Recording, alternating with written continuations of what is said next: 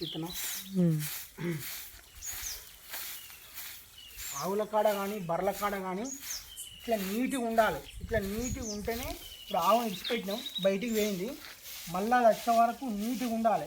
ఇది పెండకాలు తీయగానే గడ్డి తీసేయగానే కాదు, ఎప్పటికీ ఇట్లా నీట్గా మన ఇల్లు ఎంత నీట్గా శుభ్రంగా ఉంచుకుంటామో మన పశువుల కొట్టం కూడా, ఆవు కానీ బర్రె కానీ వండే ప్రదేశం కూడా ఇట్లా నీట్గా ఉంటేనే అది మనశ్శాంతిగా ఉంటుంది.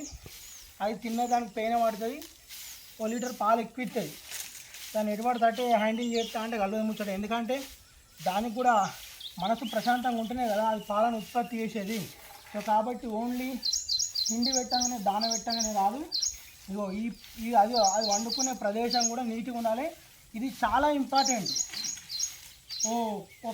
పీరికలంతా గడ్డి తక్కువ పెట్టినా మంచిగా కానీ, దాన తక్కువ పోసినా మంచిగా కానీ, అది వండుకునే ప్రదేశం మాత్రం నీట్గా ఉండాలి. నీట్గా లేకపోతే అది మనశ్శాంతిగా ఉండదు. అది మనశ్శాంతిగా లేకపోతే నీకు అనుకున్నన్ని పాలు ఇయ్యదు, అది ప్రశాంతంగా ఉండదు. అర్థమైందా? ఇట్లా నీట్గా వేసుకుంటేనే అది ప్రశాంతంగా ఉంటుంది, ప్రశాంతంగా వండుకుంటుంది అట్లా.